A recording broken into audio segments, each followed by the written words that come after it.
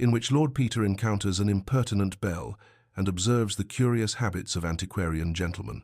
The morning mist that clung to Blackthorpe village had the disagreeable quality of damp wool, and Lord Peter Wimsey, surveying it from the diamond-paned window of the Raven and Star, reflected that September in Yorkshire possessed all the charm of a funeral conducted in a greenhouse.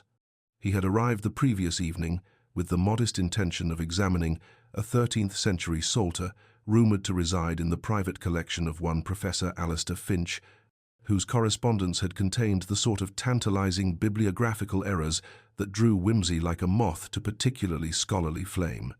"The coffee," he observed to his manservant, "has achieved that peculiar state of martyrdom known only to provincial hostelries boiled to death in the service of hospitality." "Indeed, my lord," replied Bunter, materializing at his elbow with the silent efficiency that had made him invaluable during the war and indispensable ever since. "I have taken the liberty of suggesting to the kitchen staff that coffee should be courted rather than conquered." Admirable sentiment. One might apply the same principle to witnesses, though in my experience they prove rather more resistant to gentle persuasion than Colombian beans.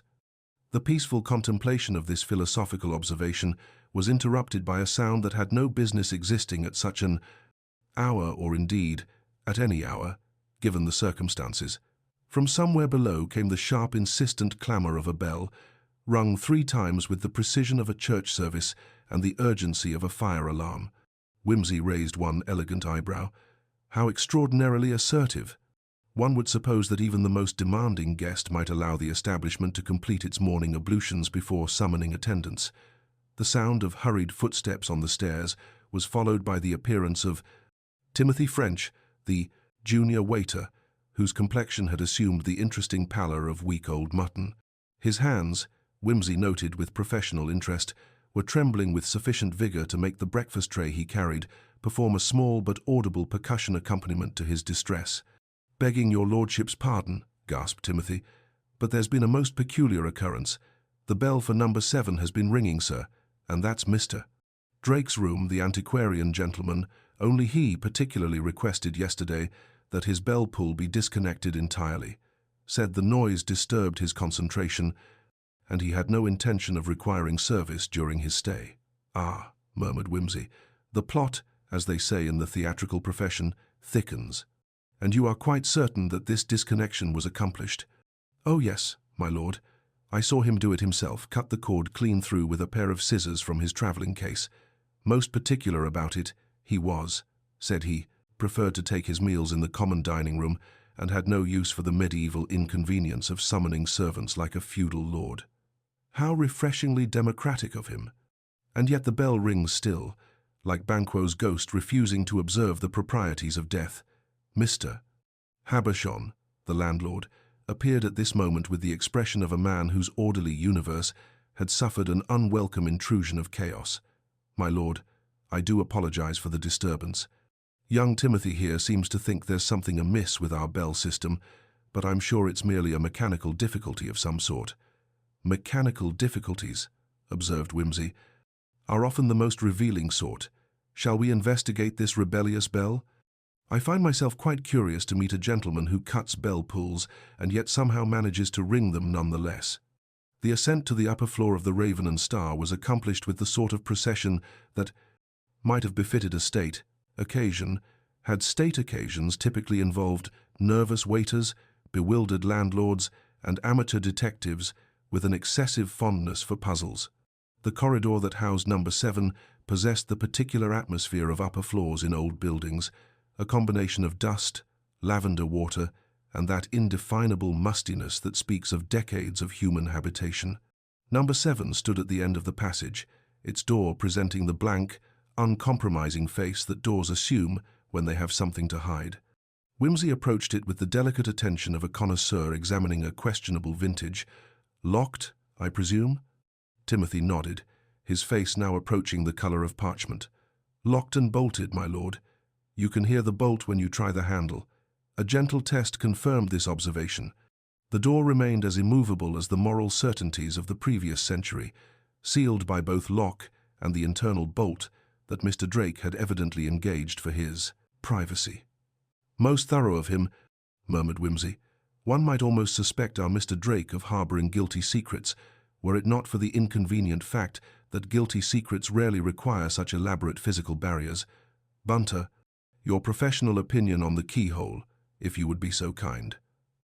Bunter approached the task with the reverence of a priest approaching an altar, bending to examine the brass fitting with an eye trained by years of what he diplomatically termed irregular entries during his lordship's investigations.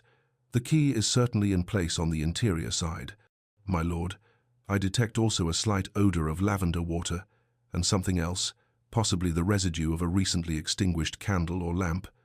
Lavender and candle light, mused Whimsy. How charmingly domestic. One begins to suspect that our scholarly gentleman possessed unsuspected romantic inclinations. Mr. Habershon, when did you last observe Mr. Drake in the flesh, as it were? Yesterday evening, my lord, at dinner. He took his meal in the dining room as usual, simple fare, he preferred. Roast beef and Yorkshire pudding, with a glass of our best claret. Retired early. He did, saying he had correspondence to attend to. And this morning? No sign of him, my lord. But then, he was most particular about not being disturbed. Said he often worked through the night on his research and might sleep late. Whimsy's pale eyes had acquired the peculiar intensity that those who knew him had learned to associate with the scent of intellectual prey. He moved to the window at the end of the corridor, examining the view it commanded of the inn's rear courtyard and the moors beyond. Timothy, you mentioned that the bell rang 3 times. At what hour did this musical performance occur? Just gone 7:30, my lord. I was laying the fires in the dining room when I heard it. Gave me such a turn I nearly dropped the coal scuttle. And you are quite certain it was number 7's bell? Oh yes, my lord. Each bell has its own tone, you see. Number 7 has a particular sharp note like a knife on glass, if you take my meaning. I take your meaning admirably. And in the 3 hours since this mysterious summons, there has been no further sound from within? Not a whisper, my lord. Whimsy stood for a moment in contemplative silence, his gaze moving from the sealed door to the window, to the bell pull that hung, severed and useless, just inside the door frame. The morning light, filtering through the corridor's single window, illuminated a small crescent of salt that had somehow gathered at the base of the skirting board, a detail so minor that it might have escaped notice entirely, had not Whimsy's attention been drawn to it by some indefinable instinct for the significant trifle. Salt, he murmured, stooping to touch the white crystals with one gloved finger. How very curious. One might almost suppose the sea had paid a visit to our landlocked establishment. Salt, my lord? Mr. Habershon's voice carried the bewilderment of a man whose universe of familiar objects had suddenly developed unsettling properties.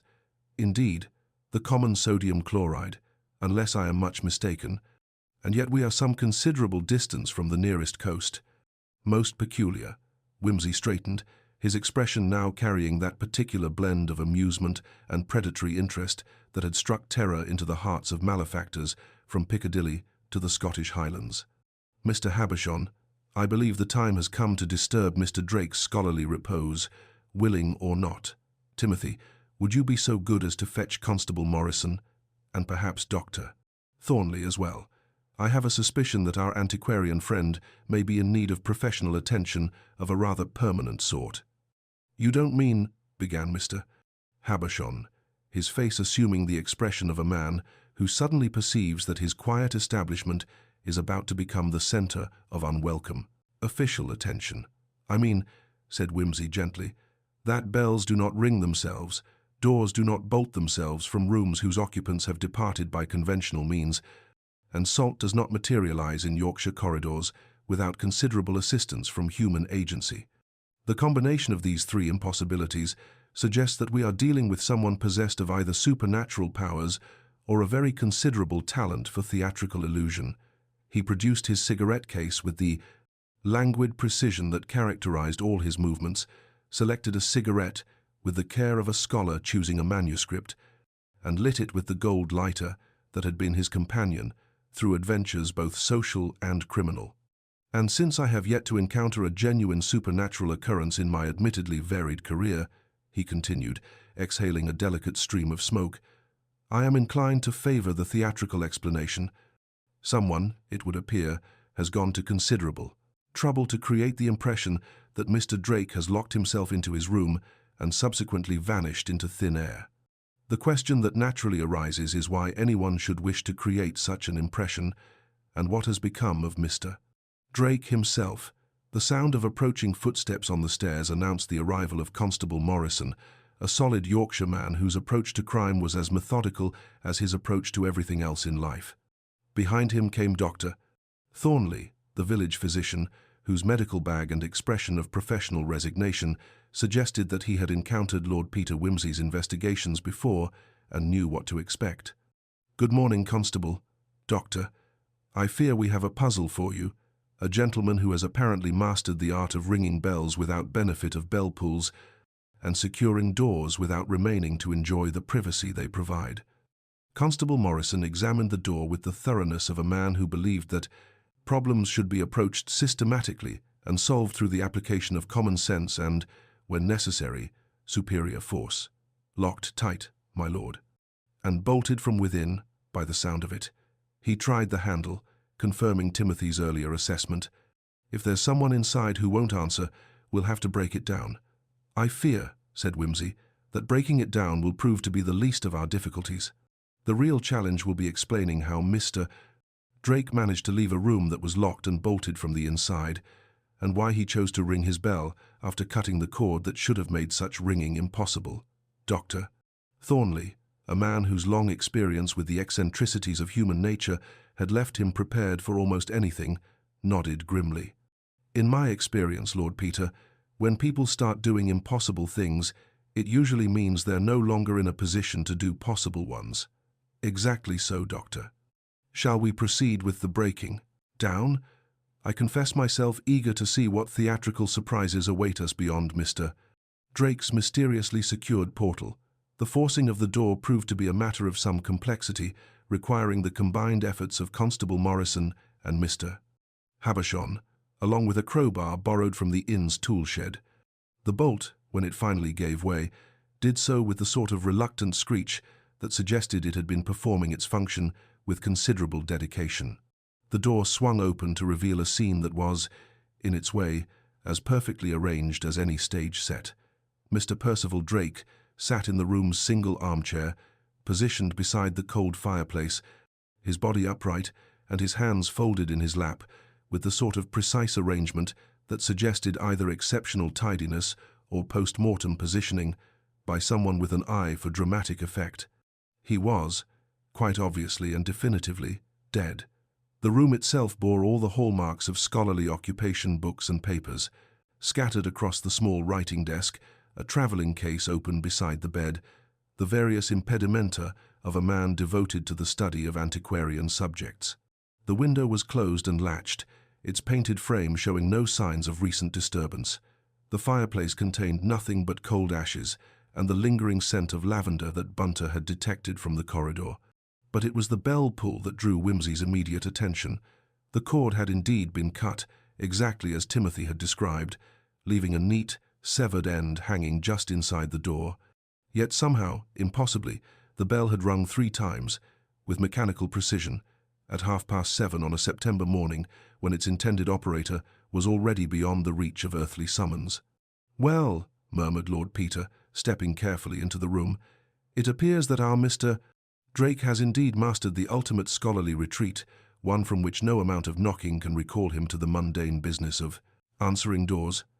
He moved to the window, testing the latch and examining the frame with the sort of minute attention that had made him both famous and occasionally unwelcome in the best circles of London society. Sealed tight and painted shut for good measure. No one has entered or left by this route for some considerable time. His gaze moved to the fireplace, where he knelt to examine the cold ashes with the delicacy of an archaeologist uncovering ancient pottery. Lavender water, certainly. And something else cloth, I should say, rather than paper or wood.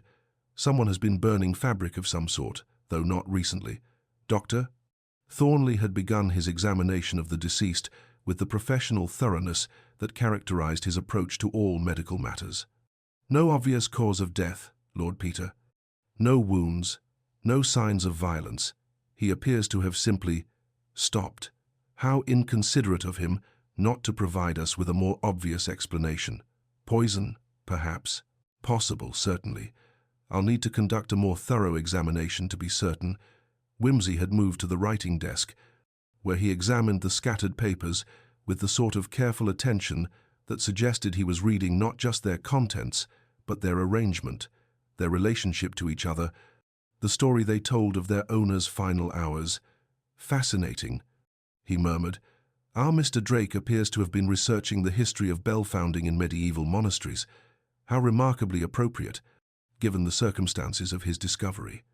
Constable Morrison, who had been examining the door and its fastenings with the methodical thoroughness of a man who believed in physical evidence above all else, looked up from his investigations. The bolt was definitely engaged from the inside, my lord. No question about that. And the lock was turned as well. If someone killed Mr. Drake, they had to have found another way out of the room. Indeed, Constable. And since the window is sealed, and the chimney too narrow to accommodate anything larger than a moderately ambitious cat, we are left with the delightful conclusion that either Mr. Drake was murdered by someone capable of passing through solid matter, or he somehow managed to kill himself while simultaneously arranging to have his bell rung by supernatural agency. Whimsy straightened from his examination of the papers, his pale eyes now carrying that particular glint that those who knew him had learned to associate with the scent of a particularly intriguing puzzle. Gentlemen, he announced, I believe we have encountered that rarest of creatures, a genuine impossibility. Someone has committed what appears to be the perfect crime, in a room that cannot be entered or left by conventional means, using a bell system that had been deliberately disabled by the victim himself. He moved to the severed bell pull, examining the cut end with the sort of minute attention usually reserved for medieval manuscripts. The question, of course, is not whether this crime is impossible. Clearly it is not, since it has been accomplished. The question is how someone has managed to make the possible appear impossible, and why they chose to do so in such an elaborately theatrical manner. Timothy, who had been hovering in the doorway with the expression of a man who wished he were anywhere else in the world, cleared his throat nervously. Begging your lordship's pardon, but there is one thing I should mention, about the bell, I mean. By all means, Timothy. In my experience, the things people hesitate to mention are invariably the most significant. Well, my lord, it's just that when the bell rang this morning, it didn't ring quite like it usually does. The tone was right, but the rhythm was different. Usually, when guests ring for service, they give the pull a good sharp tug and let it swing back. But this morning the bell rang 3 times, very precise-like, with exact pauses between each ring, almost as if someone were counting. Whimsy's expression underwent one of those subtle transformations that indicated the arrival of a new and significant piece of information. Counting, he repeated softly. How very interesting. And you are certain of this observation? Oh, yes, my lord. I've been working with bells for nigh on 5 years now, and I know their voices like a shepherd knows his sheep. This morning's ringing was different, deliberate, if you take my meaning. I take your meaning perfectly, Timothy. And I suspect that when we have solved the mystery of how a severed bell pull can ring with such precision, we will have solved a great deal more besides. He turned to face the assembled company with the sort of expression that suggested the opening moves of a particularly complex game of chess. Gentlemen, I propose that we have encountered not merely a murder, but a murder committed by someone with a considerable flair for the dramatic and an even more considerable understanding of mechanical principles, someone who wanted Mr. Drake dead, but who also wanted his death to appear impossible, a locked-room mystery worthy of the finest sensation novels. But why, my lord? Asked Constable Morrison. Why go to such elaborate lengths? Ah, Constable, that is indeed the question. Why create an impossible crime when a simple poisoning would have served just as well? The answer, I suspect, lies not in the method, but in the message. Someone wanted us to know that they could accomplish the impossible, and that, gentlemen, is a very dangerous sort of confidence indeed. Lord Peter moved to the window once more, gazing out at the Yorkshire moors that stretched away toward the horizon like a vast grey sea. But confidence, however dangerous, is also revealing. Our murderer has shown us their hand, even while attempting to convince us that they have no hand to show, and that, I believe, will prove to be their undoing. He turned back to the room with the sort of smile that had made him both beloved and feared in equal measure throughout the length and breadth of England.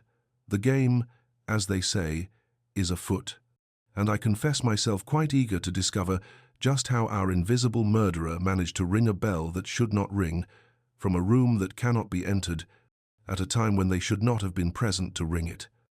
The morning mist had begun to lift from the moors, revealing the stark beauty of the Yorkshire landscape in all its austere magnificence. But inside the sealed room of the Raven and Star, the mist of mystery had only begun to gather, promising revelations that would prove far more shocking than anything the natural world could provide. And in the centre of it all sat the mortal remains of Mr. Percival Drake, antiquarian and scholar, who had sought the solitude of a locked room and found instead the ultimate privacy of death, a death that should have been impossible, accomplished by means that defied explanation, announced by a bell that should not have been able to ring. It was, Lord Peter reflected, exactly the sort of puzzle that made life worth living, and exactly the sort of challenge that made murder worth solving. The removal of Mr. Drake's mortal remains to Dr. Thornley's surgery was accomplished with the sort of dignified efficiency that characterized all proper Yorkshire establishments when faced with the irregular. Whimsy, observing this solemn procession from the corridor window, reflected that death possessed the peculiar property of transforming even the most eccentric individuals into models of conventional respectability. "Bunter," he murmured, "I believe the time has arrived for that most delicate of social exercises, the systematic interrogation of persons who have seen everything and remember nothing." "Indeed, my lord. Shall I prepare the usual amenities for encouraging recollection?" "By all means, and perhaps you might examine that bell mechanism with the sort of attention usually reserved for illuminated manuscripts. I have a suspicion that our mechanical friend has been performing tricks that would impress even the most accomplished stage magician." The bell system of the Raven and Star, when subjected to Bunter's methodical scrutiny, proved to be a masterpiece of Victorian practicality. The wires ran through wall cavities with the directness of Roman roads, connecting each guest room to a panel in the kitchen where brass indicators would fall and bells would ring when summoned by the appropriate chord. "Admirably straightforward, my lord," reported Bunter, "though I observe that the wire leading to number 7 shows signs of recent handling. The dust has been disturbed, and there are faint traces of what appears to be graphite along the connection point." "Graphite," mused Whimsy, "the universal lubricant of mechanical mischief. Someone has been ensuring that Mr. Drake's bell would perform its appointed function with particular precision." Timothy French, when recalled for more detailed questioning, proved to possess the sort of observational powers that made him invaluable as a witness, despite his evident distress at finding himself the center of official attention. "The bell pull, Timothy," said Whimsy gently. "When exactly did you observe Mr. Drake severing it?" "Yesterday afternoon, my lord, just after 4 o'clock. I was bringing him fresh towels. He'd requested them special, said his own had gotten damp somehow. He was standing by the window with a pair of scissors, snipping the cord quite deliberately. Said he couldn't abide the noise when other guests rang their bells. And the rhythm of this morning's performance, you are quite certain it was unlike normal usage?" Timothy nodded vigorously. "Oh yes, my lord. Most guests, when they want something, they give the cord a good sharp pull and let it swing back natural-like. But this morning was different, 3 separate rings, each one distinct, with proper pauses between, like someone counting time to music, if you take my meaning. Mrs. Habershon, when summoned from her domain in the kitchen, brought with her the sort of practical intelligence that Whimsy had learned to value above all academic qualifications. Her observations, delivered with the precision of a military report, painted a picture of the inn's recent activities that was both comprehensive and subtly disturbing. "Mr. Drake has been with us a full week, my lord, and in that time he's developed what you might call a routine. Breakfast at 8, always the same table by the window. Spent his mornings walking the moors, afternoons in his room with his books and papers. Dinner at 7:30, again at the same table, always with a book for company. A creature of habit, then. And did you observe anything unusual about his behavior in recent days? Mrs. Habershon's expression suggested that she had indeed observed something, though she was reluctant to characterize it as unusual without proper consideration. Well, my lord, there has been another guest who seemed to take particular interest in Mr. Drake's comings and goings. A Miss Cordelia Marsh, staying in number 3. Claims to be writing a book about local folklore, but she spends more time watching the other guests than she does taking notes about village customs. Whimsy's pale eyes acquired that particular intensity that indicated the scent of significant information. Indeed, and did this interest appear to be reciprocated? That's just it, my lord, it was. Mr. Drake was just as curious about Miss Marsh as she was about him. They never spoke directly, mind you, but they had a way of timing their meals so they could observe each other. Like two cats circling the same mouse hole, if you'll pardon the comparison. The introduction of Mrs. Plum, the upper-floor chambermaid, provided what Whimsy had come to recognize as the crucial testimony that transforms a puzzle into a proper mystery. Mrs. Plum possessed the sort of methodical attention to detail that made her an ideal witness, combined with the moral certainty that characterized those who had spent their lives maintaining order in a disorderly world. The bell pull in number 7, she stated with absolute conviction, was perfectly intact when I cleaned the room yesterday morning. I remember it particular because I always dust the cord along with the other fixtures. Mr. Drake hadn't cut it then. That must have happened later in the day. And you observed nothing else unusual about the room? Nothing out of the ordinary, my lord, except perhaps that Mr. Drake had been reading very late. There were candle drippings on the desk that hadn't been there the day before, and the smell of lavender water was stronger than usual. He was most particular about that lavender water, always requested extra for his washing. Bunter's continued examination of the physical evidence had yielded what he presented to Whimsy, with the reverence of a curator displaying a rare artifact, a single blue thread, fine as silk, discovered near the cold fireplace. Most interesting, Bunter. The sort of thread one might associate with a lady's garment, perhaps? Precisely my own conclusion, my lord, and I have also discovered something rather more puzzling. He produced a small envelope containing what appeared to be coarse salt crystals. These were gathered from the corridor floor outside number 7. Common kitchen salt, but distributed in a pattern that suggests deliberate placement rather than accidental spillage. The picture that emerged from these various testimonies was one of careful preparation and meticulous execution. Someone had taken considerable trouble to ensure that Mr. Drake's death would be discovered in precisely the manner it had been announced by a bell that should not have been able to ring, in a room that could not be entered or left by conventional means. The question, observed Whimsy, lighting a cigarette with the sort of deliberate precision that indicated deep thought, is not whether this crime was planned, but why someone chose to execute it in such an elaborately theatrical manner.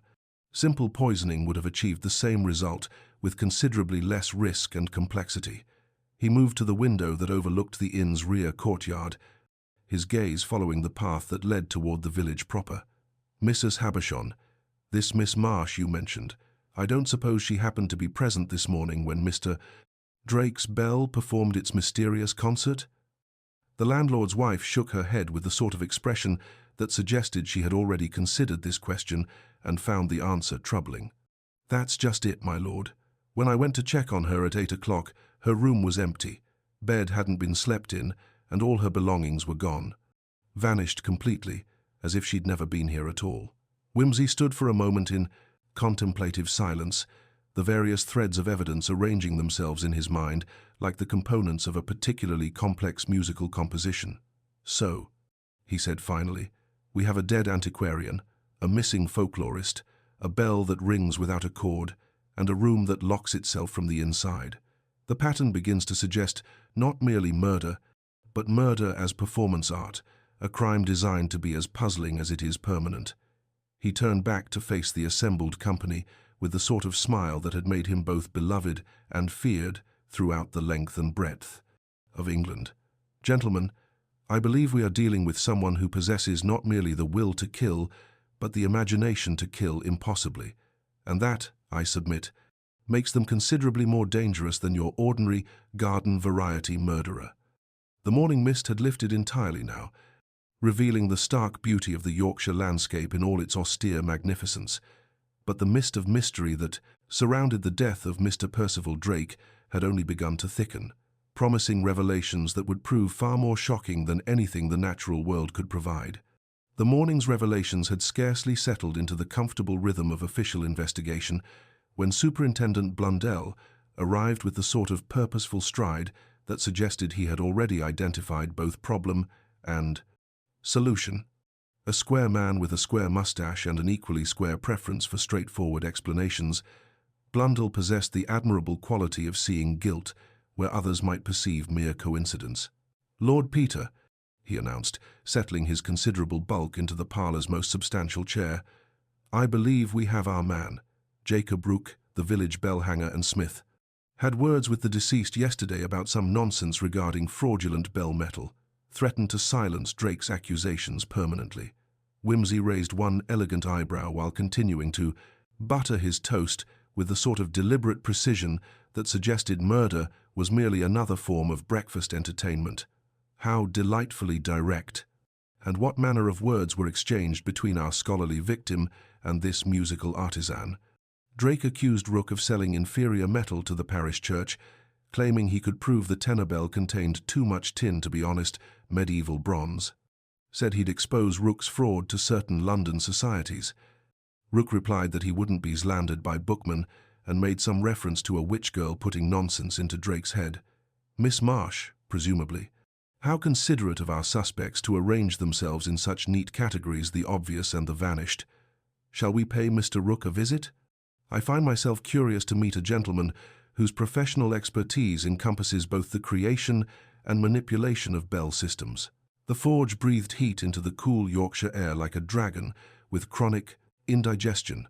Jacob Rook, stripped to shirt sleeves and leather apron, was attacking a piece of red-hot metal with such personal animosity that each hammer blow rang with accusatory precision. He possessed the sort of solid, uncompromising features that suggested he approached both metalwork and human relations with identical directness. "We'll have words, Rook," announced Blundell. "About Mr. Drake." Rook set down his hammer and regarded the assembled company with the sort of expression usually reserved for inferior workmanship. "He's dead," he stated without inflection, as if commenting on the weather. "Indeed he is," confirmed Wimsey, "and in circumstances that have provided our good superintendent with considerable food for thought. You quarrelled with the gentleman about the quality of your bell metal. I told him he had no business spreading lies about honest work," Rook replied, his voice carrying the sort of controlled anger that suggested deeper grievances. "Came here with his measuring devices and his London theories, claiming our tenor bell was fraudulent, as if I'd cheat Street, Etheldreda, and every soul in Blackthorpe." Wimsey examined the forge's various implements with the interest of a connoisseur. "And yet, Mr. Rook, your hands bear traces of graphite not typically associated with bell founding, unless one has been lubricating more delicate mechanisms.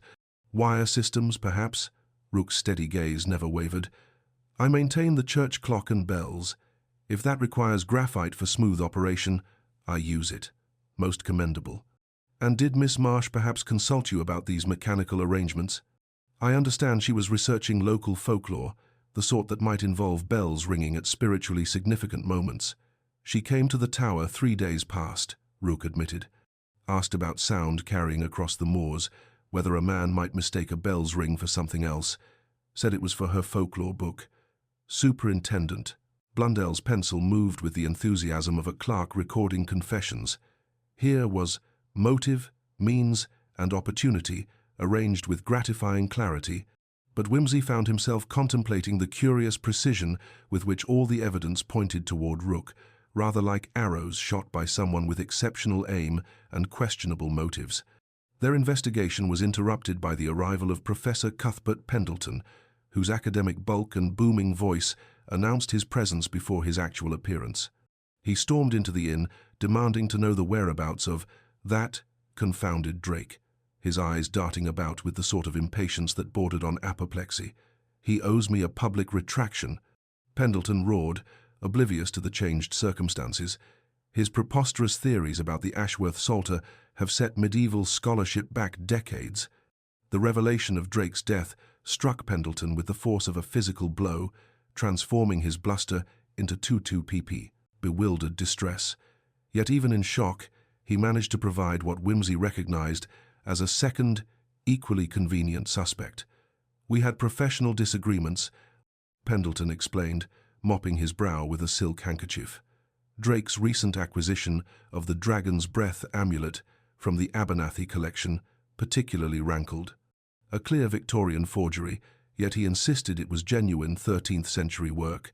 Planned to write a monograph debunking my analysis of its provenance. Constable Morrison, presented with 2 suspects where one would have sufficed, began the methodical process of establishing alibis and opportunities.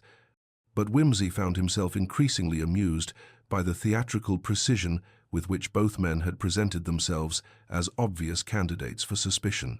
"Bunter," he murmured, as the official investigation proceeded with its customary thoroughness, "observe how conveniently our suspects arrange themselves.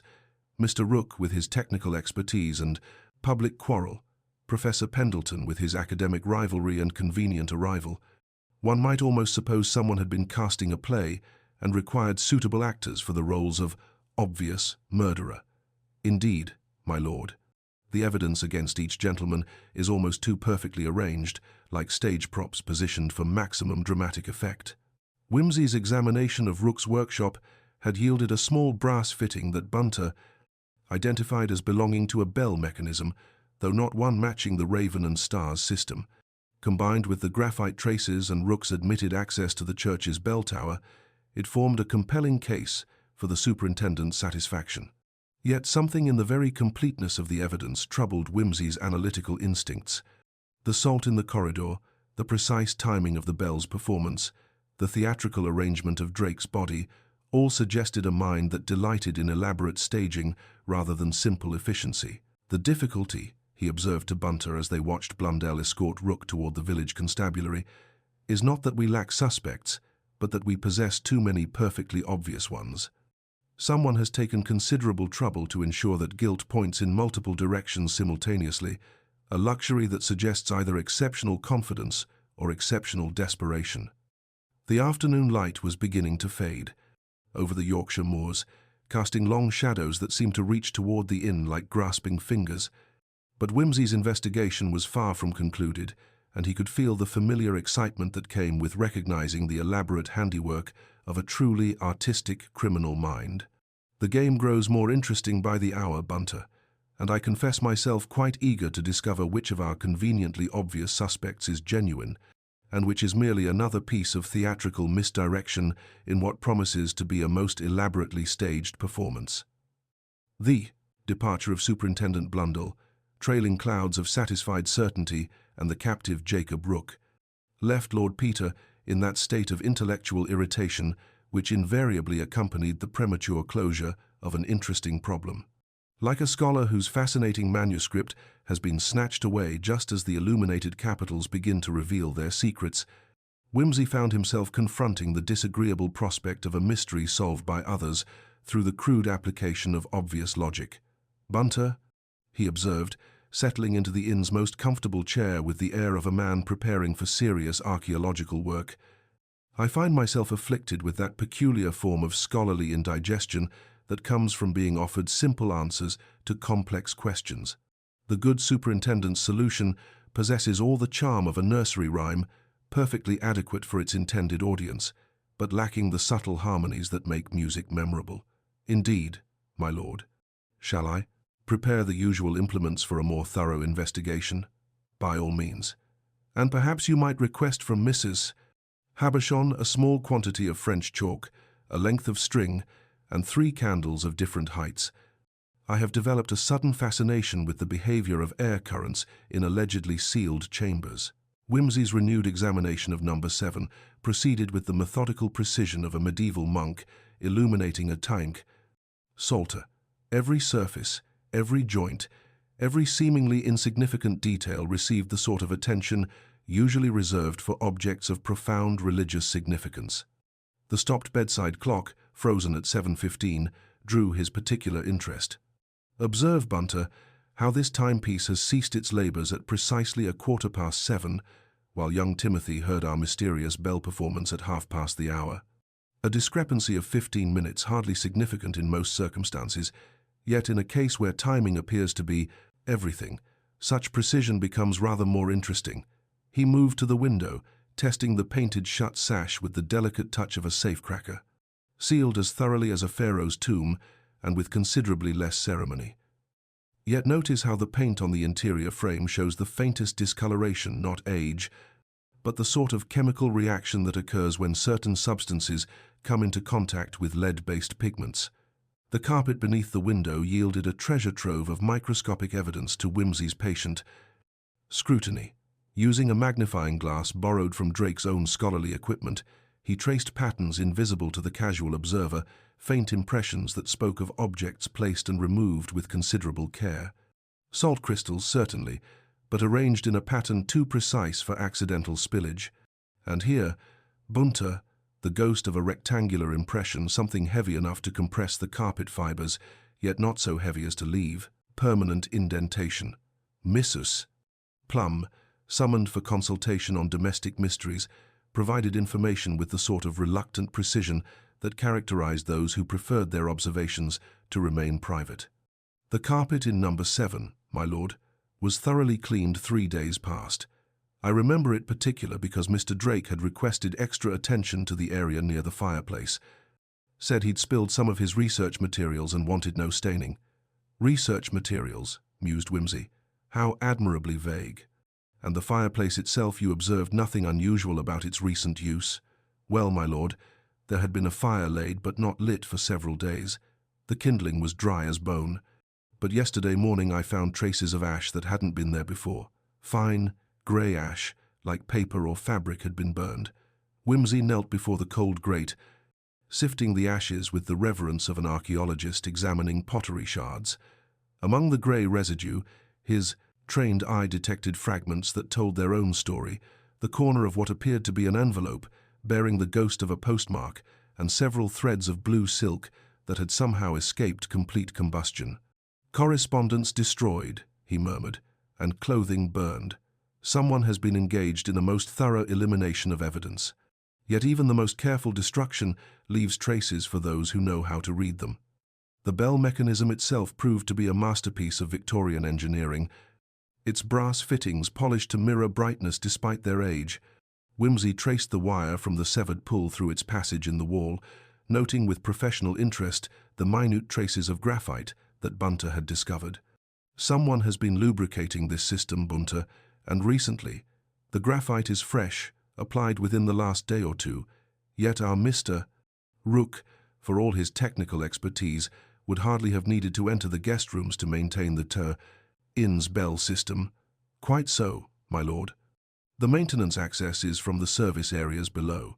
A systematic examination of the corridor outside number 7 revealed architectural features that spoke of the building's complex history.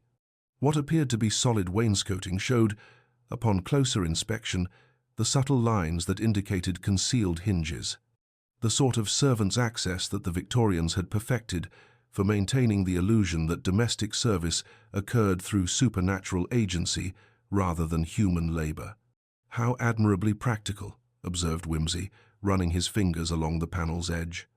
The previous century possessed such a talent for combining utility with invisibility. One might move through this establishment like a ghost, appearing and disappearing as circumstances required. The discovery of recent disturbance in the dust patterns behind the panel suggested that someone had indeed been exploiting these architectural conveniences. Footprints, barely visible but unmistakably present, traced a path that connected number 7 to the inn's forgotten service areas. Our mysterious Miss Marsh appears to have possessed an intimate knowledge of the building's secrets, Whimsy observed, knowledge that would have required either considerable research or previous familiarity with the establishment. Timothy, when questioned about the inn's history, provided information that cast the morning's events in an entirely new light. The Raven and Star has been in the Habershon family for nigh on 40 years, my lord. Before that, it belonged to the Drake family, local gentry, who fell on hard times. Old Mr. Habershon bought it from them when I was just a lad. Drake, repeated Whimsy softly. How remarkably coincidental that a gentleman of that name should choose to lodge in his family's former property. And this Miss Marsh, did she display any particular interest in the building's history? Now that you mention it, my lord, she did ask quite a few questions about the old days, wanted to know about the family that used to own the place and whether any of the original fittings remained. Whimsy stood for a moment in contemplative silence, the various threads of evidence weaving themselves into a pattern of increasing complexity. Here was not merely murder, but murder with a personal dimension that transformed it from simple crime into elaborate revenge. The theatrical staging, the impossible circumstances, the careful destruction of evidence, all suggested a mind that sought not merely death, but a particular kind of death, discovered in a particular way, for reasons that went far beyond simple malice. "Bunter," he said finally, "I believe we are dealing with someone who possesses not merely the desire for revenge, but the knowledge and patience to execute it with artistic precision. Someone who understands both the mechanical principles involved and the psychological impact of the impossible, made manifest." He moved to the window once more, gazing out at the Yorkshire moors that stretched toward the horizon like a vast, grey sea of secrets. "The question now becomes not who committed this crime, but why they chose to commit it in such an elaborately symbolic manner. When we understand the symbolism, Bunter, we shall understand both the criminal and the crime." The afternoon light was beginning to fade, casting long shadows that seemed to reach toward the inn like grasping fingers of the past. But Whimsy's investigation had only begun to reveal the true complexity of the morning's apparent impossibility, and he could feel the familiar excitement that came with recognizing the handiwork of a truly artistic criminal mind. The lengthening shadows of late afternoon found Lord Peter engaged in what he privately termed temporal archaeology, the meticulous reconstruction of events through the examination of time itself as evidence. Like a medieval scholar collating manuscript variants, he had spread across the inn's parlor table a collection of pocket watches, railway timetables, and hastily scribbled chronologies, each representing a different witness's perception of the morning's impossible events. "It is one of the curiosities of human nature, Bunter," he observed, adjusting his monocle to examine a particularly recalcitrant timeline, "that we will trust a clock before we trust a witness, and a bell before we trust a clock. Yet clocks, as any horologist will attest, are merely mechanical servants anxious to please their masters, and bells have been known to develop the most inconvenient habits of independence." The coffee room's blackboard, commandeered for the purpose, now bore a chronology of impressive strictness. Whimsy's chalk moved with the precision of a metronome as he inscribed the accepted sequence of events. Mr. Drake cuts the bell cord at 4 in the afternoon, dines at 7:30, retires at 9:30. Bedside clock stops at 7:15. Bell rings 3, times at 7:30 with liturgical precision. He paused, tapping the chalk against his teeth in the manner of one contemplating a particularly vexing Latin inscription. "The difficulty, Bunter, lies not in what occurred, but in when it occurred. A quarter of an hour, a mere 15 minutes, yet in the context of a sealed room and a deceased gentleman, it becomes a chasm wide enough to swallow the entire edifice of obvious guilt that our good superintendent has so hastily constructed." Whimsy's investigation of the bell system proceeded with the thoroughness of a master, craftsman examining a competitor's work. The Victorian engineering that connected number 7 to the kitchen proved to be admirably straightforward. Brass wires running through wall cavities with Roman directness, each terminating in a mechanism that would ring when summoned by the appropriate chord. "Observe, Bunter," he said, kneeling beside the severed bell pull, with the reverence of an archaeologist examining pottery shards. How cleanly our scholarly gentleman severed this connection. No fraying, no hesitation, a deliberate cut made with considerable determination.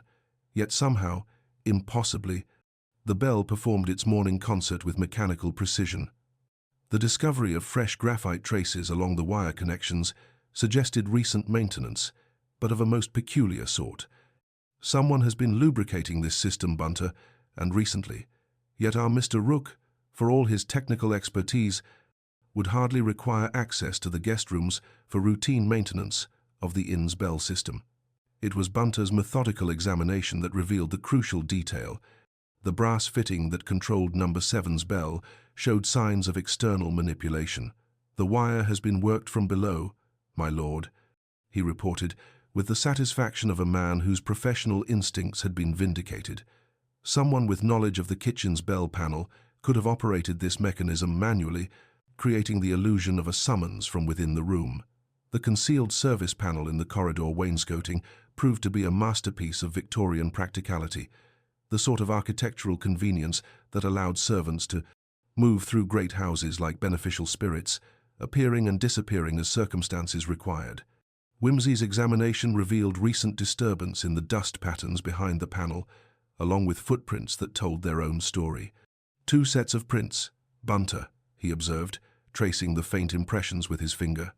"One belonging to someone of medium build moving with confidence, the other to a smaller person proceeding with greater caution. Conspiracy, it would appear, though whether of planning or execution remains to be determined." The acoustic properties of the inn's construction added another layer to the puzzle.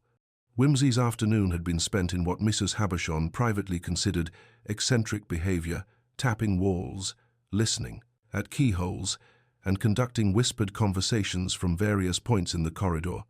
"The Raven and Star," he concluded, "possesses all the sonic discretion of a medieval cathedral. One can hear a great deal through these walls when the establishment is otherwise quiet. Yet Timothy and Mrs. Plum, both present in the immediate vicinity during the crucial period, heard nothing but the bell itself. No movement, no creaking of floorboards, no sound of doors opening or closing. Dr. Thornley's preliminary examination had provided the most disturbing piece of evidence. Drake had died sometime between midnight and 2 o'clock in the morning, hours before the mysterious bell performance that announced his discovery. This temporal discrepancy transformed the entire nature of the crime from impossible murder to elaborate theatrical production. "So," murmured Whimsy, settling into his chair with the satisfaction of a scholar who has discovered a crucial textual variant, "our Mr. Drake was already beyond earthly concerns when his bell began its morning concert. Someone arranged for his death to be announced at a time that would ensure maximum dramatic impact while providing themselves with an unassailable alibi. The stopped clock at 7:15 now took on new significance. Rather than marking the moment of death, it represented a calculated misdirection, a false temporal landmark designed to confuse the sequence of events. The bell's performance at 7:30 served not as a cry for help from a dying man, but as a carefully timed signal to ensure the body's discovery occurred at the most advantageous moment. Mrs. Habershon's testimony about nocturnal movements in the corridors painted a picture of careful preparation. "I did hear footsteps on the upper floor around midnight, my lord, very soft and careful-like. Thought it might be Mr. Drake returning from one of his late walks, but the timing suggests something rather more sinister. The physical evidence, salt, crystals arranged in deliberate patterns, blue silk threads in the fireplace, the persistent scent of lavender water, spoke of someone who understood that crime scenes tell stories to those who know how to read them. Each detail had been placed with the precision of a stage designer arranging props for maximum dramatic effect. Our murderer," observed Whimsy, examining the charred fragments of what appeared to be correspondence, "possesses not merely the desire for revenge, but the theatrical instinct to transform murder into performance art. They have created not just a crime, but a puzzle designed to confound investigation while simultaneously providing multiple obvious solutions. Miss Marsh's disappearance, initially dismissed as the flight of guilt, now appeared in a different light. Her inquiries about the building's history, her knowledge of local folklore, her convenient absence at the crucial moment all suggested someone who had planned not just murder, but the perfect escape from its consequences. The milk cart departure at 5:40 provides an elegant solution to the problem of alibis. Whimsy noted, consulting his railway timetable, one could establish one's absence from the scene well before the body's official discovery, while having completed all necessary arrangements during the hours of darkness. Yet something in the evidence suggested that not all conspirators had shared identical goals. The partially burned letter found among Drake's effects spoke of shared purpose and mutual understanding, but its tone carried undertones of betrayal and competing interests. Whimsy's reconstruction of the crucial 15-minute period between 7:15 and 7:30 revealed the elegant simplicity underlying the apparent impossibility. The murderer, having dispatched Mr. Drake during the night, needed to accomplish two things: delay discovery of the body until their own escape was complete, and create the illusion that Drake was still alive at 7:30. The manual operation of the bell from the kitchen panel provided the means, while the secret passage offered the opportunity. A simple matter of proceeding from number 7 through the concealed panel, making one's way to the kitchen service areas, and manually operating the bell mechanism at the predetermined time. The precise, deliberate rhythm that Timothy observed makes perfect sense when understood as a controlled signal rather than a desperate summons. As evening approached, Whimsy found himself contemplating not just the mechanics of the crime, but its psychological architecture. Someone has gone to extraordinary lengths to create not merely a perfect murder, but a perfect impossible murder. The question that naturally arises is why anyone should require such elaborate theatrical staging when simple poisoning would have achieved the same fatal result. The answer, he suspected, lay in the peculiar combination of revenge and artistry that characterized the criminal mind at its most dangerous. Our murderer is a dramatist, Bunter. They have not merely ended a life, but have created a performance designed to demonstrate their superior intelligence while simultaneously confounding those who would seek justice. The salt crystals, the lavender water, the precisely timed bell, each element served both practical and symbolic purposes, transforming murder into a form of elaborate communication.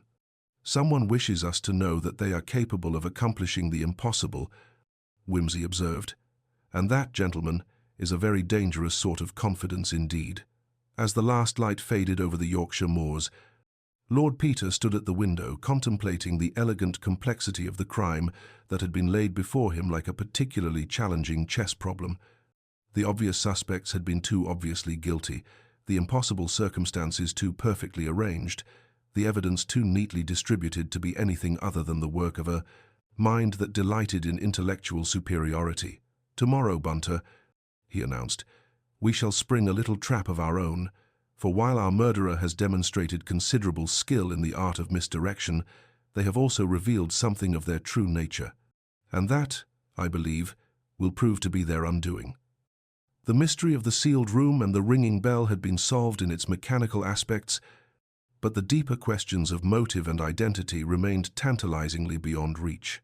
Yet Whimsy could feel the familiar excitement that came with recognizing the handiwork of a truly artistic criminal mind, and the even greater satisfaction that would come with exposing their carefully constructed illusions to the harsh light of logical analysis. The morning brought with it that peculiar quality of light which seems to illuminate secrets rather than merely dispel darkness, and Lord Peter found himself examining the detritus of Mr. Percival Drake's scholarly life with the methodical attention of an archaeologist uncovering a particularly significant burial site. The room, now officially preserved as a crime scene, yielded its revelations with the grudging reluctance of a medieval manuscript, surrendering its marginalia to modern scrutiny. "It is a curious characteristic of the scholarly temperament, Bunter," Whimsy observed, holding up the Ashworth Psalter with the reverence due to either genuine antiquity or accomplished deception, that it preserves everything while simultaneously concealing everything. Our Mr. Drake appears to have been a master of both arts.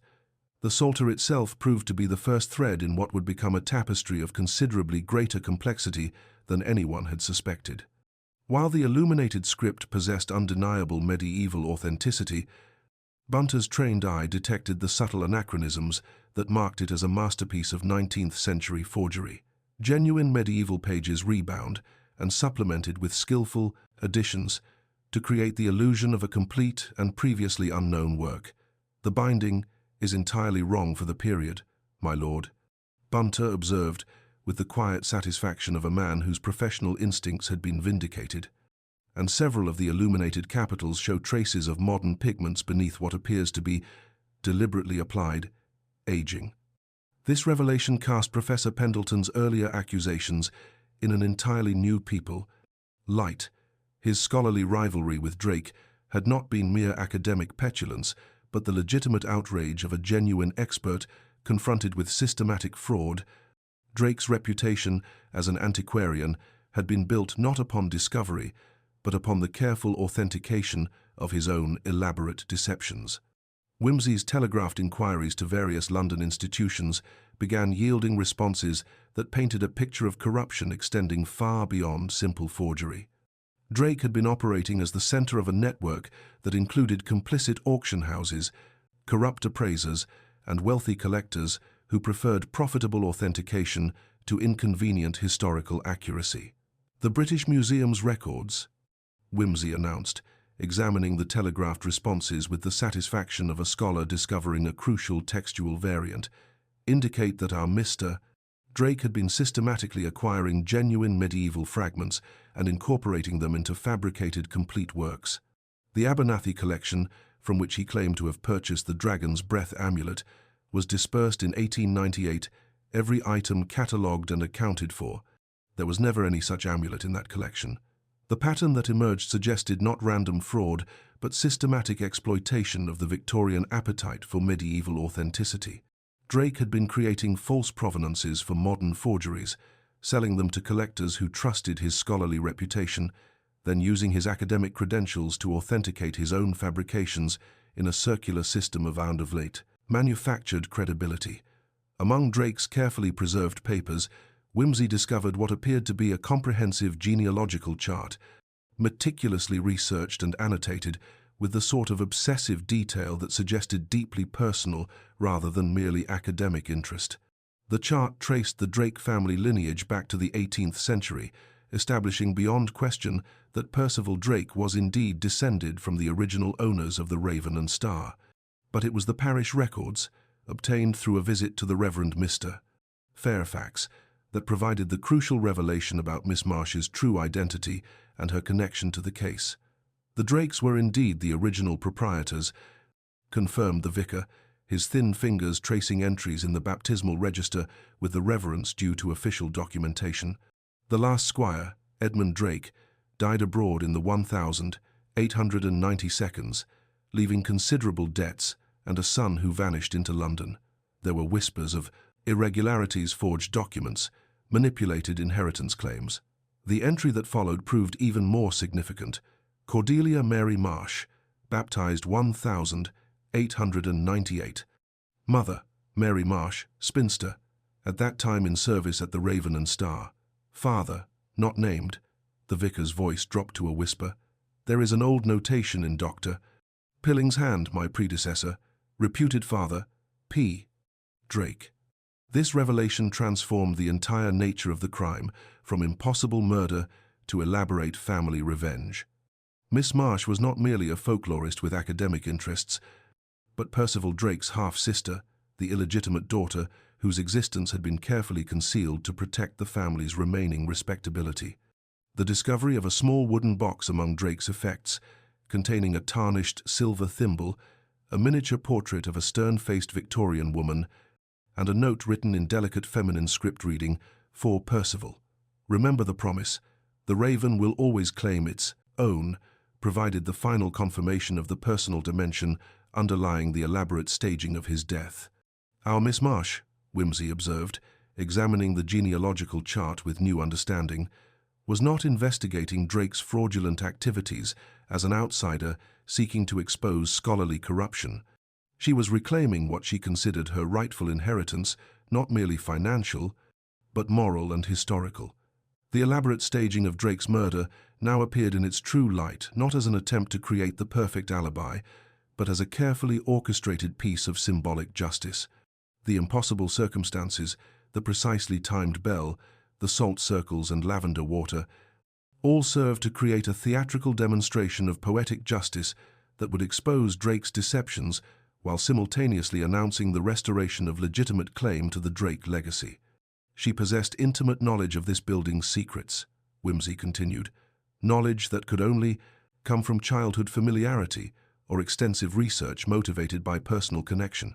Her inquiries about folklore were not academic research but intelligence gathering, learning the building's hidden passages, understanding the bell system's mechanics. preparing for an elaborate performance that would serve as both execution and exorcism. Jacob Rook's role in the conspiracy proved to be that of reluctant helper rather than active accomplice. His technical expertise had been exploited by Miss Marsh, who had convinced him that she was investigating Drake's false accusations about fraudulent bell metal rather than planning his elaborate demise. She came to me with questions about bell mechanisms, Rook admitted when pressed for details, said she was researching how one might tell authentic medieval work from modern imitation, claimed she was gathering evidence to expose Drake's fraudulent accusations against my craftsmanship, the graphite traces found on the bell mechanism, the manual operation from the kitchen service areas, the precise timing of the three-bell signal, all had been accomplished through Rook's unwitting technical assistance, exploited by someone who understood both the mechanical principles involved and the psychological impact of the apparently impossible. As the pieces of the puzzle assembled themselves into their final configuration, the true scope of the deception became clear. Drake had been living a double life, the respected antiquarian and the systematic forger, using his scholarly reputation to legitimize his fraudulent activities while simultaneously attempting to reclaim his family's lost status through intellectual rather than financial means. Miss Marsh had constructed an equally elaborate double identity, the innocent folklorist and the calculating avenger, using her academic credentials as cover while systematically investigating her half-brother's activities and preparing for their theatrical conclusion. The crime, Whimsy concluded, was not merely murder but moral theater, a carefully staged demonstration that fraud would be exposed, that legitimate claims would be recognized, and that the Raven and Star would indeed reclaim its own, regardless of how many generations the reckoning might require. The salt circles, the lavender water, the blue silk threads, all the seemingly supernatural elements that had initially suggested occult involvement now revealed themselves as carefully chosen symbols of purification, memory, and feminine justice. Miss Marsh had created not just a murder scene but a ritual space where historical wrongs would be symbolically corrected through the application of poetic justice. The stopped clock, the severed bell pull, the sealed room, each element served both practical and symbolic purposes, creating a crime scene that would confound investigation, while simultaneously announcing the restoration of moral order to a situation that had been corrupted by decades of deception and concealment. As the afternoon light began to fade over the Yorkshire moors, Lord Peter stood at the window contemplating the elegant complexity of the revenge that had been executed with such theatrical precision. The mystery of the impossible murder had been solved, but the deeper questions of justice and retribution remained as complex as ever. "Tomorrow, Bunter," he announced, "we shall discover whether our vanishing avenger possesses the same talent for reappearing when circumstances require it. For, while she has demonstrated considerable expertise in the art of symbolic justice, she has also committed a crime that demands its own form of reckoning, and that, I suspect, will prove to be the final act in this most elaborately staged family drama." The evening settled over Blackthorpe with the weight of secrets revealed and justice contemplated, but the ultimate resolution of the case remained tantalizingly beyond reach. Miss Cordelia Marsh had accomplished her elaborate revenge with artistic precision, but the law would require its own satisfaction, and Lord Peter Whimsy would ensure that it received exactly that, with all the theatrical flair that such a carefully staged crime deserved.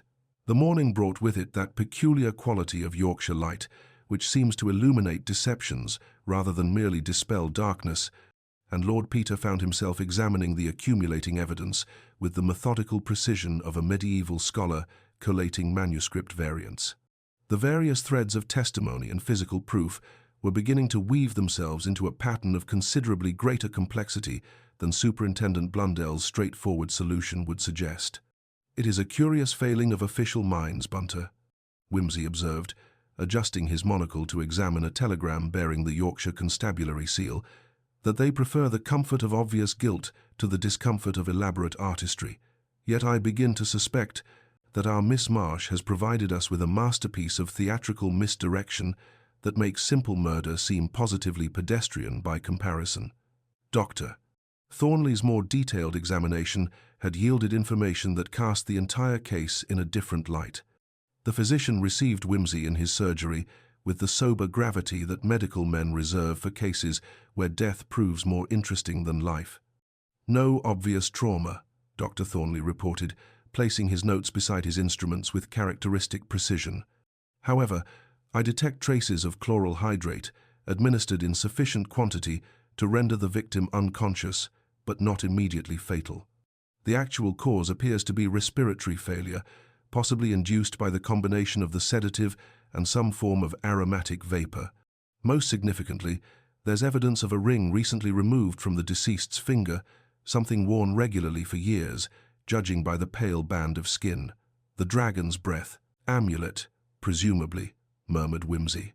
"How remarkably convenient that our scholarly gentleman should be parted from his most prized fraudulent acquisition at the moment of his demise." The revelation that transformed their understanding came through Timothy, French's nervous correction of his previous testimony. The young waiter, summoned once more to the scene of the crime, displayed the sort of moral courage that makes truth-telling possible even when it contradicts official conclusions. "Begging your lordship's pardon," Timothy began, his voice gaining strength as he proceeded, "but I've been thinking about what I said yesterday, and I fear I may have misled you. About Mr. Drake cutting the bell pull, I mean." Whimsy's pale eyes acquired that particular intensity that indicated the scent of crucial information. "Proceed, Timothy. Truth has a way of rearranging furniture, but it rarely breaks anything valuable." "Well, my lord, I did see him with scissors, right enough. Only it wasn't the bell cord he was cutting. He had a packet tied with blue ribbon, and he was trimming the ribbon ends. He did say the bell gave him headaches and he'd do for it yet, but I never actually saw him cut the cord itself. I just assumed." This revelation demolished the foundation of the impossible crime scenario. If Drake had not severed the bell pull, then someone else had done so after his death, creating the illusion of impossibility where none had existed. The mechanical precision of the morning's three-bell performance now appeared in its true light, not as supernatural intervention, but as carefully timed human operation. Bunter's continued examination of the bell mechanism confirmed this interpretation. "The brass fittings show minute scratches, my lord, consistent with manual operation from the kitchen bell panel. Someone with knowledge of the system could have produced those 3 precise rings without any connection to the room itself." Whimsy's methodical re-examination of the corridor outside number 7 revealed the true purpose of the mysterious salt crystals. Using his magnifying glass, he traced what appeared to be a deliberate pattern rather than random spillage. "Observe, Bunter," he said, indicating the faint line that connected the concealed service panel to Drake's door. "In darkness, or by candlelight, these crystals would catch just enough light to serve as a guide. Someone unfamiliar with the precise contours of the hidden passage would require such navigation assistance to move silently through unfamiliar territory." The lavender scent, initially dismissed as Drake's personal preference, now revealed its practical purpose. Mrs. Plum's testimony about the scholar's requests for extra lavender water took on new significance when combined with the concentrated residue found in the fireplace. The lavender served a dual purpose, Whimsy concluded. First, to mask any lingering human scent in the service passages during nocturnal movements. Second, when burned in concentrated form, to create the aromatic vapor that Dr. Thornley detected, not immediately lethal, but sufficient to ensure that the chloral hydrate would prove fatal to an already unconscious man. The sealed room's various impossibilities yielded to systematic analysis once the assumption of supernatural intervention was abandoned. Whimsy's examination of the painted window frame revealed traces of fresh varnish applied over the existing paint, not to seal the window more thoroughly, but to create a thin, breakable barrier that could be penetrated by a wire thin enough to manipulate the internal bolt mechanism. The bolt could be operated from outside, using a length of string threaded through a minute gap in the frame, he explained to the assembled company. Once the door was secured from within, the string could be withdrawn, leaving no trace of external manipulation. The key presented a simpler challenge. A piece of string looped around the key's bow, threaded through the keyhole, would allow the lock to be turned from the corridor. The string could then be pulled free, leaving the key apparently turned from within. The blue silk threads found in the fireplace, combined with Timothy's correction about the ribbon, painted a picture of careful evidence destruction. Miss Marsh had burned not just correspondence, but physical evidence of her presence, including, most likely, the blue dress she had worn during her nocturnal activities. The discovery of disguise materials hidden in the service passage confirmed the extent of her preparation. A soft felt hat with padding to alter its size, a false moustache matted with spirit gum, rubber-soled shoes for silent movement, all the apparatus necessary for her transformation into the mysterious gentleman who had departed on the milk cart at dawn.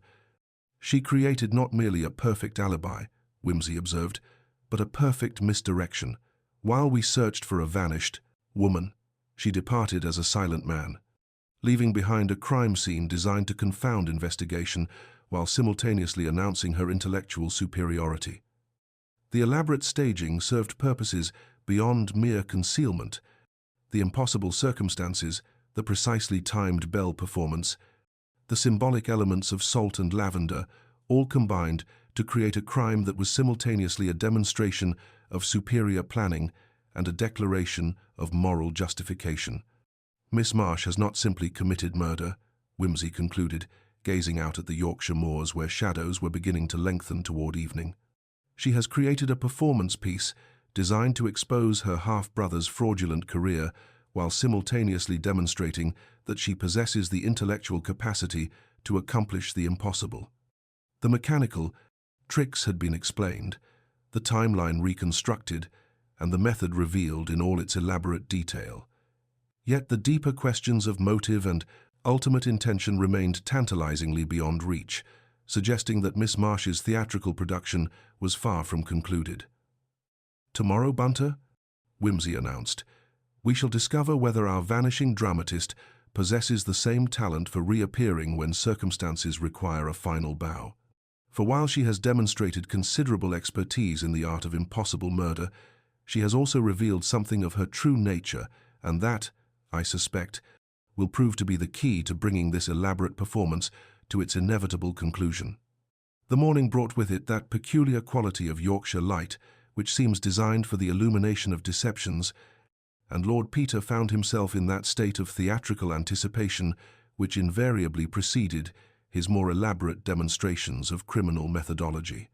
Like a medieval scholar preparing to defend a particularly controversial thesis, he had arranged for the assembly of all interested parties in the inn's common room, where the combination of morning light and accumulated evidence would provide the proper setting for what he privately termed the pedagogical phase of criminal investigation.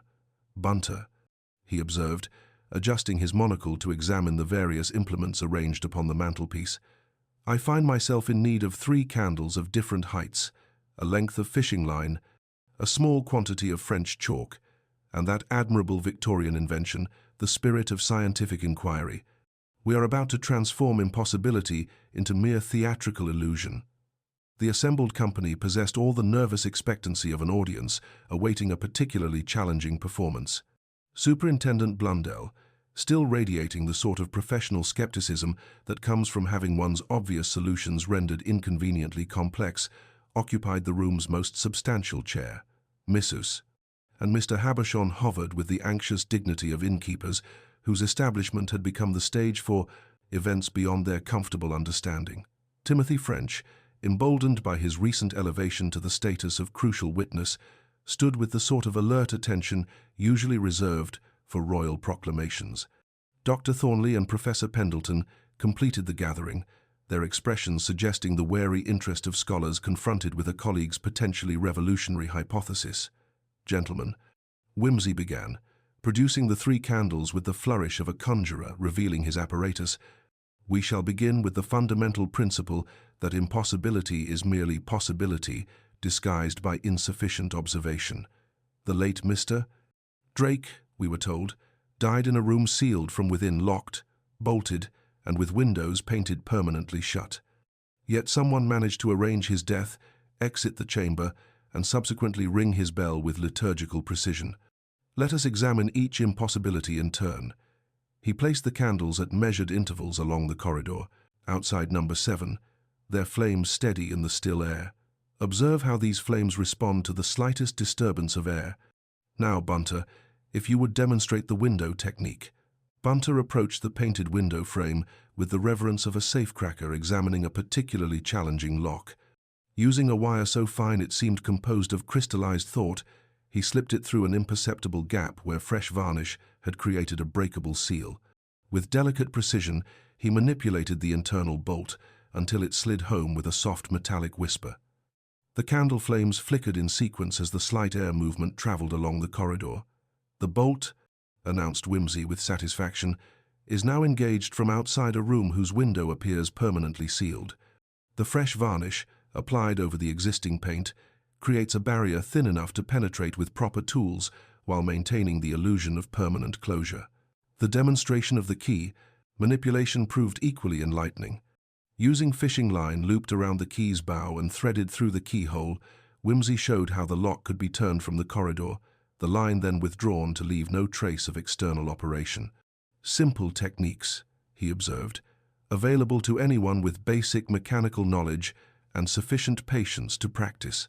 The Victorians, bless their methodical souls, designed their locks for security rather than impossibility, a distinction our murderer exploited with considerable skill."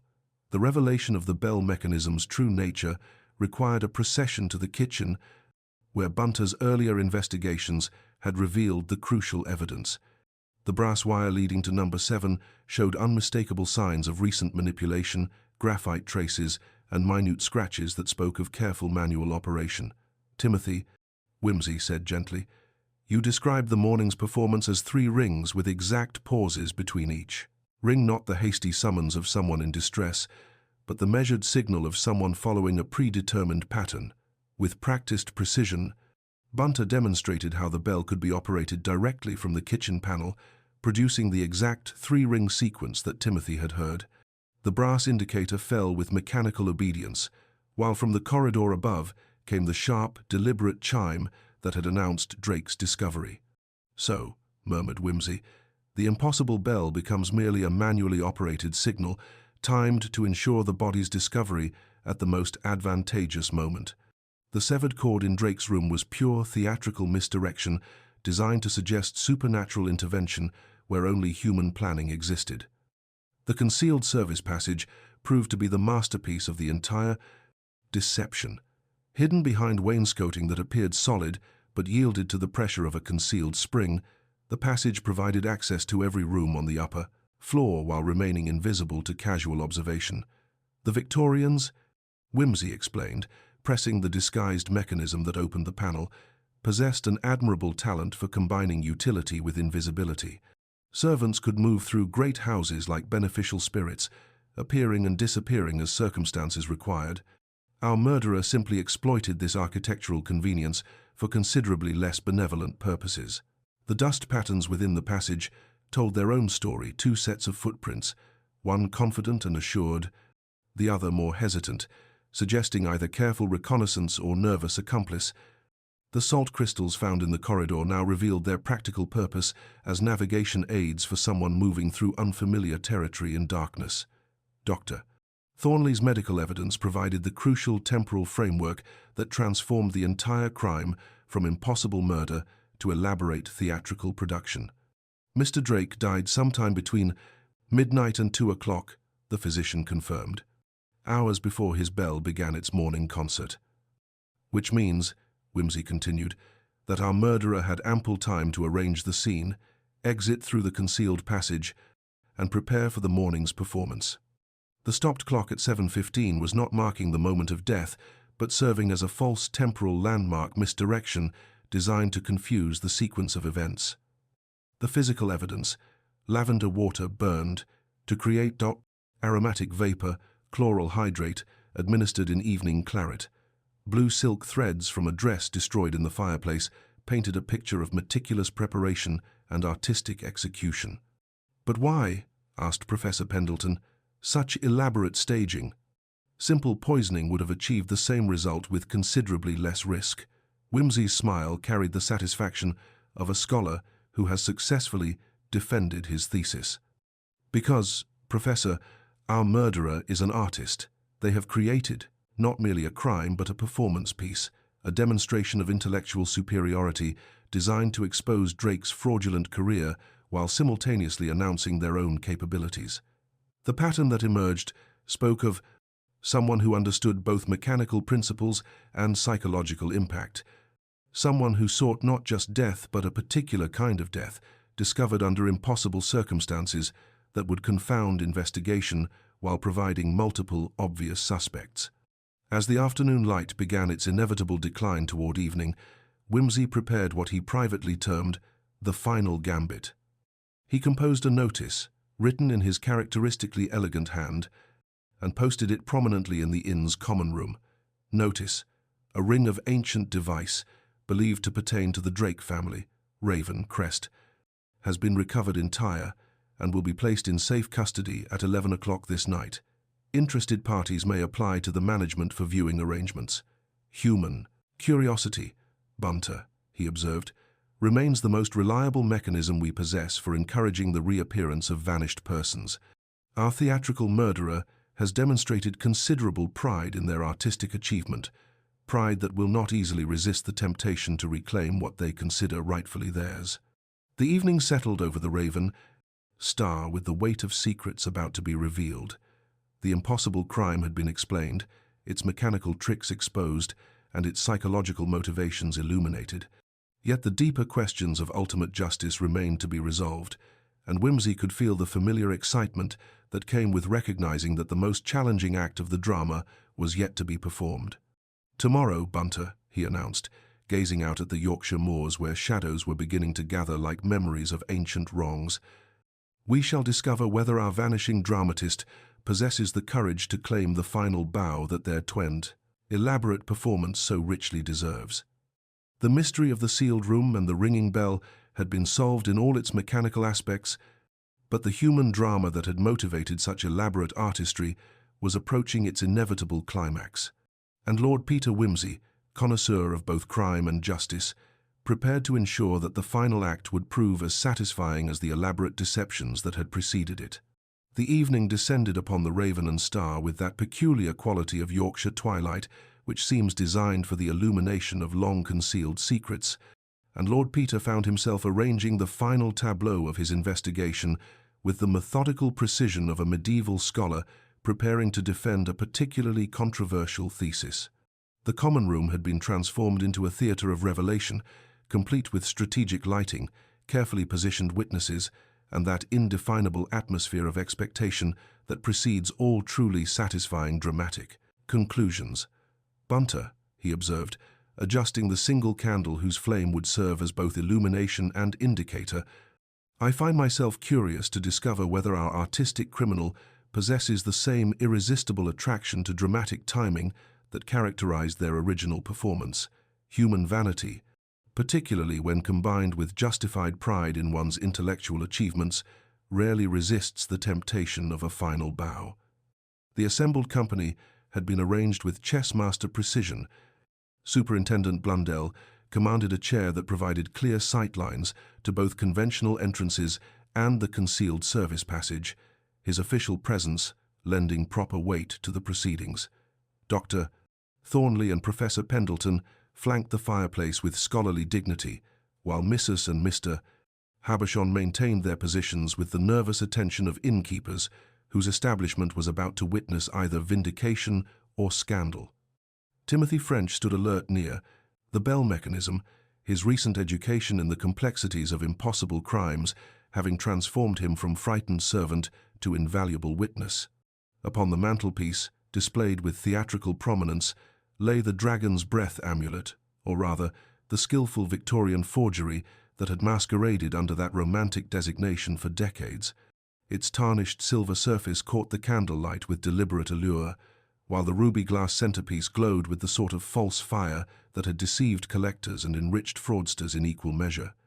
"The curious characteristic of theatrical criminals," Whimsy began, his pale eyes scanning the room's various entrances with predatory attention, "is their constitutional inability to resist the lure of recognition.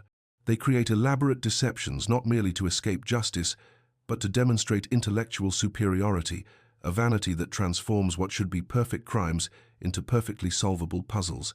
He moved to the fireplace, his movements casual yet purposeful. Let us, therefore, dismantle the impossibilities that have so charmingly confounded our official investigation. The locked door, for instance. He produced a length of fishing line with conjurer-like precision. A simple loop of this admirable material, passed through the key's bow and then withdrawn through the keyhole, allows the lock to be turned from the corridor while leaving the key apparently secured from within. Elementary mechanics, when one understands the subtle relationship between Victorian hardware and modern ingenuity. Bunter materialized at his elbow, presenting a thin, flexible wire.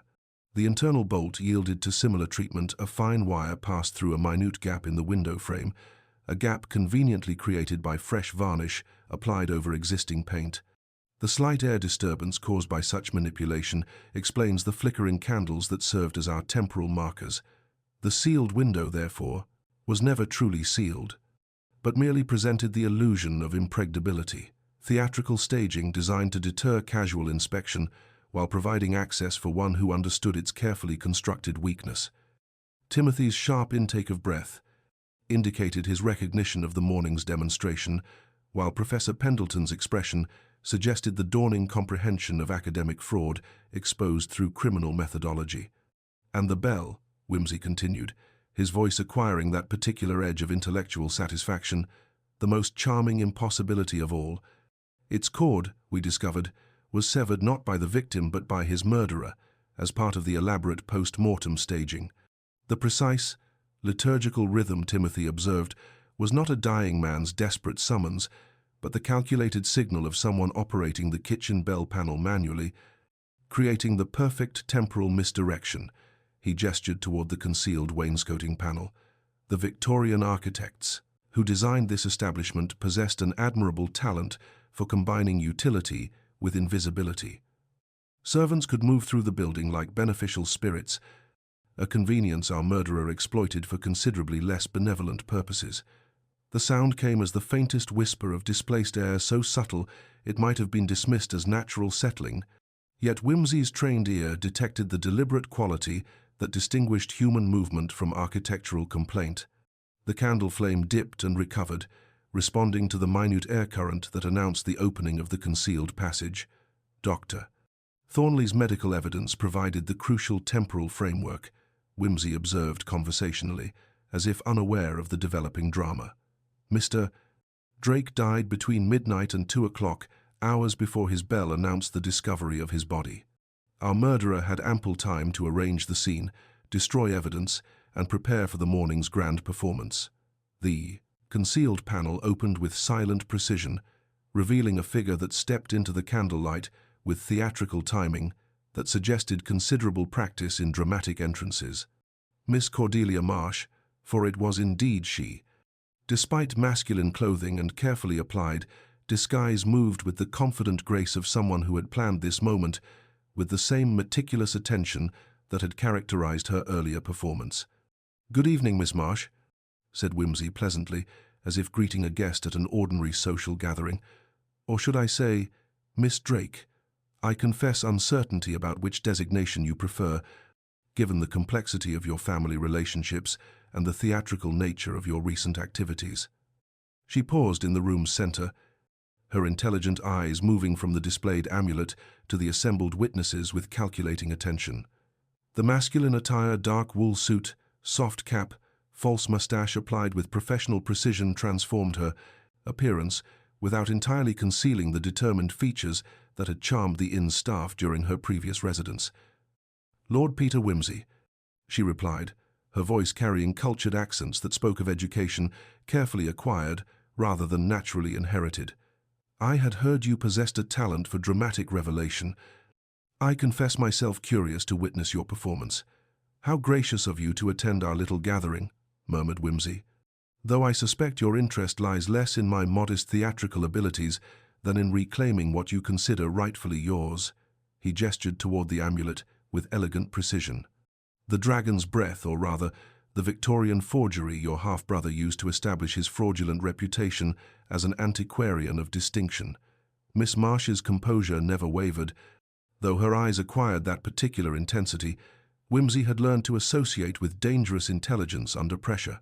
Percival always possessed more imagination than integrity. She observed with clinical detachment, usually reserved for discussing historical figures rather than recently deceased relatives. Indeed, and you decided his career of scholarly fraud required a suitably theatrical conclusion, one that would expose his deceptions while demonstrating your own intellectual superiority. Whimsy's smile carried the satisfaction of a courtisan, a scholar whose thesis had been triumphantly proven. The impossible crime, the sealed room, the mysterious bell, all designed to create a puzzle worthy of your considerable talents while serving as both execution and artistic statement. The confession, when it came, possessed the quality of a perfectly rehearsed soliloquy delivered by an actress who had long awaited her moment upon the stage. Miss Marsh removed the false moustache with deliberate precision, revealing features that combined feminine delicacy with masculine determination. Percival destroyed our family's reputation through systematic fraud while denying my very existence, she stated with calm precision. He used genuine medieval fragments to create false complete works, enriching himself through deception while squandering what should have restored our family's fortunes. I wanted him to understand, in his final moments of consciousness, that his intellectual inferior, the illegitimate half-sister he had spent decades denying, possessed the capability to accomplish what he never could. The perfect crime. Perfect in mechanical execution, certainly, agreed Whimsy, as Superintendent Blundell rose with official purpose. Yet you made one crucial error in your otherwise admirable performance. You assumed the puzzle itself would provide sufficient protection, but puzzles are designed to be solved by those with sufficient patience and intelligence. And once solved, they reveal not merely mechanical secrets, but the psychological motivations that inspired their creation. The handcuffs clicked into place, with quiet finality, as Miss Marsh extended her hands with weary dignity. The curious thing about revenge, Whimsy observed, is that it requires an audience to be truly satisfying. You could not simply eliminate your half-brother. You needed to create a performance that would demonstrate intellectual superiority while exposing his fraudulent career. That need for recognition, Miss Marsh, proved to be your undoing. As the official party prepared for departure, Lord Peter stood contemplating the elegant complexity of family revenge transformed into impossible crime. The mystery had been solved, justice served, yet the deeper questions of moral obligation and the price of intellectual pride would linger long after the legal proceedings concluded. An admirable performance, Bunter, he observed, extinguishing the candle with a gesture that seemed to close the curtain on the evening's drama, though I confess myself somewhat melancholy at the necessity of exposing such elaborate artistry to the harsh light of legal consequence. The Yorkshire dawn broke with that peculiar quality of light which seems designed for the contemplation of justice rather than the mere dispelling of darkness, and Lord Peter found himself observing the final act of his most theatrically elaborate case with the mixed satisfaction of a scholar whose thesis has been proven at considerable human cost. Miss Cordelia Marsh, for she had abandoned all pretense of false identity, stood between Superintendent Blundell and Constable Morrison with the erect composure of a statue newly removed from its pedestal, her masculine disguise discarded to reveal features that combined feminine delicacy with an unmistakably masculine determination. "Before we proceed with the formalities," said Whimsy gently, "there remains the small matter of property. The Drake signet ring, if you please." For the first time since her dramatic entrance through the concealed panel, a flicker of genuine emotion crossed Miss Marsh's composed features. Her hand moved to the band of her discarded cap, extracting a plain gold signet bearing the raven rampant that had served as both family crest and personal torment. The ring lay in her palm like a stubborn truth finally surrendered to official custody. "It was mine by right," she said quietly, her voice carrying the weight of decades of denied inheritance. "It should have been mine from birth." "Undoubtedly," agreed Whimsy with characteristic gentleness. "Yet inheritance follows curious lines, blood upon one, law upon another, and justice, alas, upon neither. But evidence follows its own inexorable path, and that is the only road our good superintendent may safely travel." Miss Marsh's composure never wavered, as Blundell formally placed her under arrest, though her intelligent eyes moved from face to face with the calculating attention of someone memorizing a scene for future reference. When she spoke again, her voice carried the clear resonance of someone who had long anticipated this moment. "You speak of justice, Lord Peter," she began, "but what is justice if not a performance designed to satisfy the vanity of the victor? Percival built his reputation on systematic fraud, enriching himself through the deception of others while denying my very existence. He reduced my mother to a shameful footnote in his carefully constructed family history. Was I to allow his edifice of lies to stand unchallenged? However legitimate your grievances," Whimsy replied, "however profound the injustice you suffered, the law cannot permit private retribution, however artistically executed. You possessed intellect, courage, and genuine scholarly ability qualities that might have restored your family's honor through legitimate means." A faint smile touched her lips, carrying both pride and resignation. "But then you would have been deprived of such an extraordinary puzzle, would you not? You appreciated the artistry, the impossible crime, the sealed room, the bell that rang without connection. I created a theatrical masterpiece designed to expose a charlatan while reclaiming my birthright. The intellectual challenge was undeniable," Whimsy conceded, "yet the cost was a human life. That price, Miss Marsh, cannot be justified by any amount of theatrical brilliance."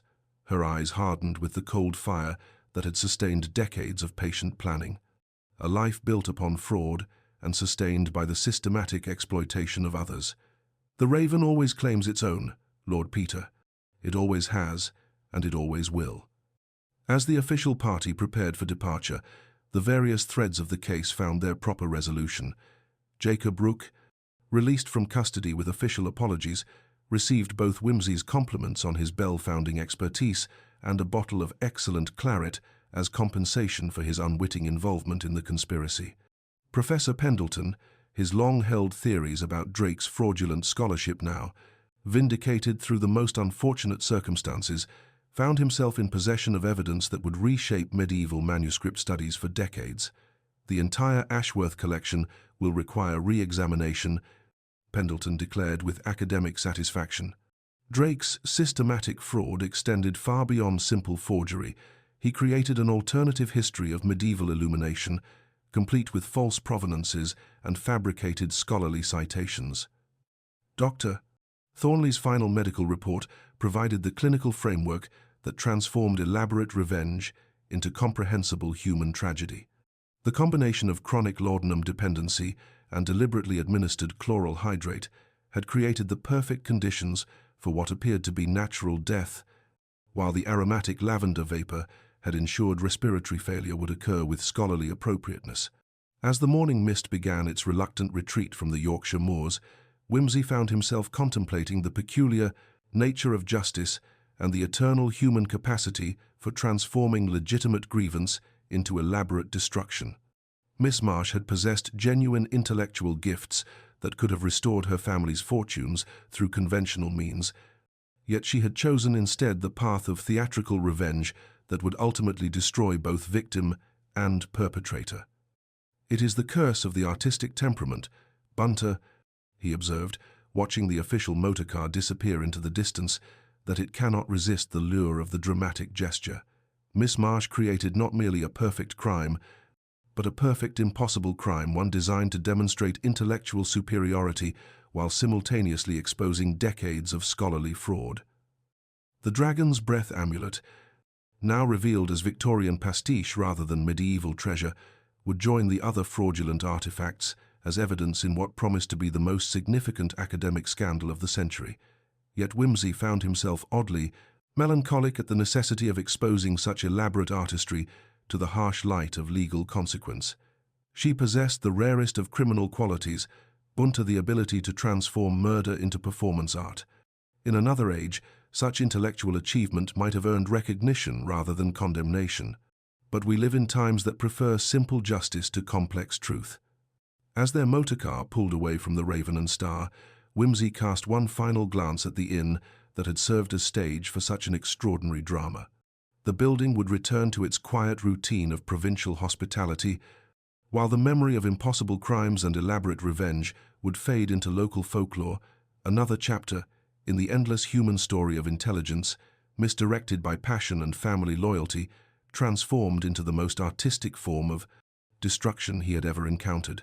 The case was closed, justice served according to law's requirements, yet the deeper questions it had raised, about the relationship between intellectual achievement and moral responsibility, would linger long after the legal proceedings reached their inevitable conclusion. And that, perhaps, was the most fitting memorial to both victim and perpetrator, not the simple satisfaction of mystery solved, but the complex recognition that human nature remains the most challenging puzzle of all.